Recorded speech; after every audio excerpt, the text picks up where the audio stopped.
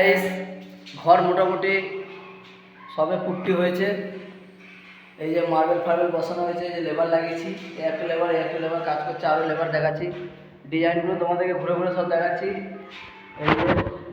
এই যে আর দুটো লেবার আছে এখানে কাজ করছে, মানে এখন টিফিন করে যে বসে আছে। এই যে এটা একটা বাথরুম, তারপরে এই যে একটা বাথরুম, এই একটা রুম, ওই একটা রুম, এটা ডাইনিং,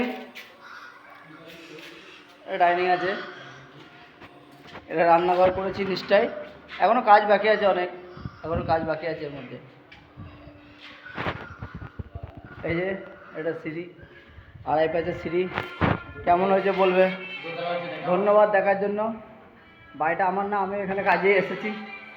থ্যাংক ইউ দেখার জন্য ভিডিওটা।